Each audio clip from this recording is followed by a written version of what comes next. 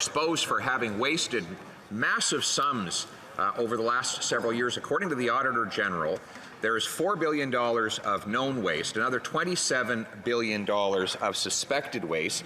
There is $60 million of spending that's under criminal investigation.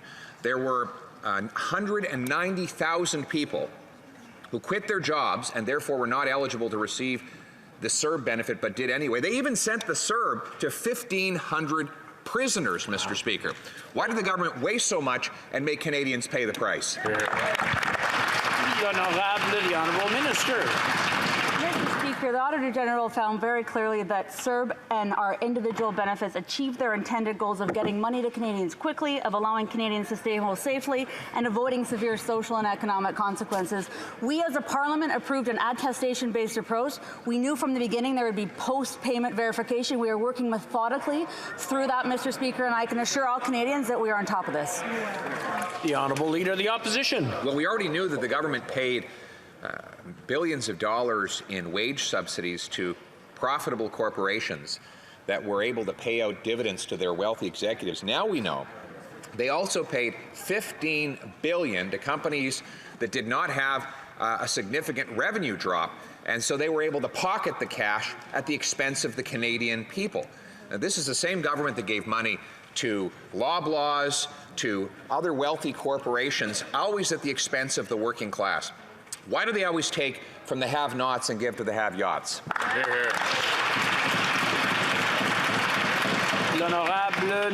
The Honourable Minister. Mr. Speaker, our government made decisions that undoubtedly saved lives and the economy during the COVID-19 pandemic. Our agency has been working for months to check the eligibility of recipients, and the Auditor General concluded, what she concluded was in compliance is what the report said. The recovery will take years, and while the Conservatives are stuck with bad cryptocurrency advice from their leader, we are helping Canadians. Yes, but they're delivering for prisoners. The government gave CERB to 1,500 prisoners who were in prison after having committed crimes, so they clearly weren't eligible. 190,000 people received CERB who had left their jobs on purpose, and who therefore were not eligible. We're talking about $30 billion of wasted money. And we know that there are criminal investigations underway. Will the government finally investigate to recover the money that was lost on the backs of Canadians? The Honourable Minister. Mr. Speaker, in an article by the CBC, the member of for Edmonton West said that recovery is a process that can take many years. So here's my question, Mr. Speaker. Does his own leader agree with that member? The Honourable South. Had to be called into long-term care homes in this country. And now the Red Cross has been called into children's hospitals in Ottawa. It is clear that our healthcare system is in crisis.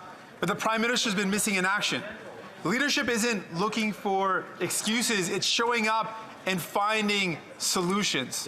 So when will the Prime Minister show leadership, step up and declare or call for an emergency meeting of the First Ministers and solve the crisis in our healthcare system? The Honourable Parliamentary Secretary to the Minister of Health. Thank you very much, Mr. Speaker, and I agree with the honourable member. Urgent actions are indeed required to address the current health workforce crisis, and that's why we have taken significant steps forward by establishing a coalition for action for healthcare workers to inform immediate and long-term solutions to address these challenges, introducing measures to facilitate the entry of foreign national physicians and permanent residents, as well as announcing a national nursing officer to provide strategic advice from a nursing perspective. Our government's priority remains to work together for better outcomes for Canadians, and that includes the youngest patients in our hospitals. So I appreciate the attention to this very important matter. Thank you, Mr. Speaker. Good job. Member for Burnaby South. Les médecins. Physicians, nurses, healthcare workers are sharing horrific stories about what is happening right now in our healthcare system. We are in the midst of a crisis, Mr. Speaker, and it's clear children are getting sick and they have no access to health care. And this Prime Minister is not showing leadership. When is he going to show leadership and do what needs to be done to save our healthcare system? The Honourable Minister of Intergovernmental Affairs. Thank you, Mr. Speaker. I'd like to thank the Leader of the NDP for his very important question. We obviously share his concerns with regard to the difficulties our healthcare system is going through in Canada. He talked about difficulties in children's hospitals and the important issue of a shortage of healthcare professionals. That is exactly what we are discussing with healthcare ministers and provincial premiers. We are encouraged by those discussions. We're going to increase federal resources in order to ensure that this matter is resolved. Today, the Auditor General released a damning report confirming that Liberal mismanagement led to at least $32 billion in inflationary spending. More costs, no control. Their lack of transparency contributed to the affordability crisis. The Auditor General is deeply concerned by the lack of controls, and her report shows Liberals are only going to keep their failed approach for current and future programs.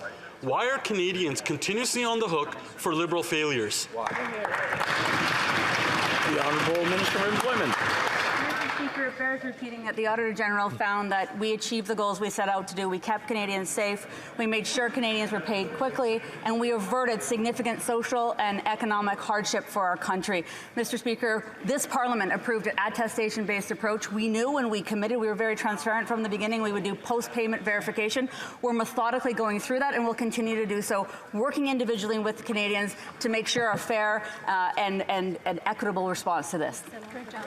For Calgary, Forest Lawn. Well, if the Liberals' goals were to lack transparency, lack accountability, and lack control, the Auditor General confirmed that in her report today.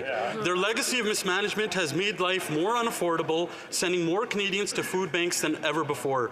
Record high food, rent, and mortgage costs are driven up by the Liberals' inflation. The more Liberals fail, the more Canadians have to pay. How many more Liberal failures are Canadians on the hook for? The Honourable Minister of Families. Mr. Speaker, we took important action when we understood that the high cost of living was having an impact on Canadians. And in fact, yesterday, Mr. Speaker, the Financial Post noted that our childcare policy has been a success. They said government policy has played a role in getting women back in the workforce, especially when it comes to childcare. Women feel confident going back into the workforce because they won't be spending their whole paycheck on childcare. Mr. Speaker, we are there for Canadians and we are delivering. Thank you.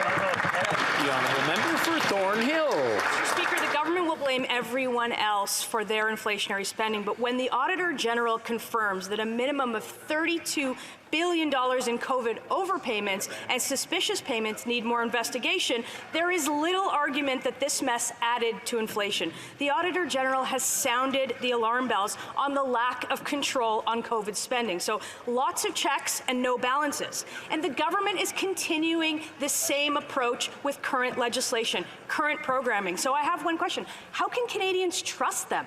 The Honourable Minister of Tourism. Mr. Speaker, I will get to the Honourable Member's question in a moment. I want to add my voice to those started by the Minister of Women and Gender Equality in this House today on the 33rd anniversary of École Polytechnique. I was a 19-year-old student at the U of A when word got to us about 14 women gunned down at École Polytechnique, and it became worse when we realized that this was motivated by hate and misogyny. We must do everything in this House to protect women and to end violence against women. And on the substantive question that the honourable colleague asked, millions of mothers who receive CERB benefits did not cause inflation, and neither did the benefits, neither did the businesses who took supports so they could keep their doors open. A member for Thornhill. Mr. Speaker, we're not talking about those cases. Canadians deserve transparency about the $32 billion that the Auditor General says is just the tip of the iceberg of people who got money, and it needs to be investigated. So Canadians deserve to know that there was no control when the money was going out, and now they learn that there's no control or accountability for taxpayers to get that money back. So when food bank use is at its highest rate and 1 in 5 Canadians are skipping meals, I'll ask again, how do Canadians trust them? L'honorable ministre du Revenu. Monsieur le Président, l'agence n'est Mr. Speaker, the CRA does not agree with the Auditor General's calculation with regard to ineligible recipients to the wage subsidies. The CRA's calculations indicate that the people were highly compliant and that the Auditor General's figures were exaggerated. It's not her fault because we all know that she was pressed by the opposition to produce this report. Political games must not lead us to forget that the wage subsidy saved the economy and many people. The Honourable Member for Chicoutimi-Le-Fjord. Mr. Speaker, according to a new report published yesterday, grocery costs are going to continue to rise in 2023. So annual spending for the average family is going to go up to $16,300, which is an enormous share of the family budget. Parents are already incapable of feeding their families, and now it's going to get worse. For Canadians, these price hikes are unaffordable. Can you believe it? In Canada, people can't afford to put food on their table or heat their homes. Will the Liberals pledge to stop their inflationary spending so that Canadians can afford to eat? The Honourable Minister. Thank you, Mr. Speaker. The difference between us and the Conservatives is that on this side of the House, we trust Canadians. We understand what Canadians need, and we're going to help them out either by giving them dental benefits or with daycare assistance. We trust Canadians, and we're going to be there to support them today and in future. Thank you, Mr. Speaker. The Honourable Member for Chicoutimi-Le-Fjord.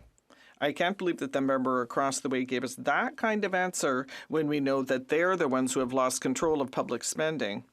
The Auditor General confirmed that the government wasted $32 billion in payments to ineligible recipients. People don't have any money. They're charging their groceries, and Liberals are wasting billions of dollars. So once again, will the Liberals show some compassion and cancel their tax hikes? The Honourable Minister.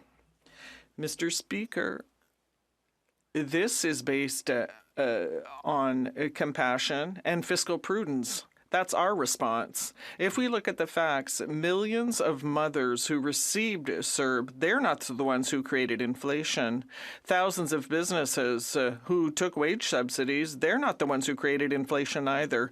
Mr. Speaker, if the Conservatives really want to help Canadians weather this difficult time, then they should do the right thing and vote for C-32, which is going to help Canadians. The Honourable Member for Jonquière.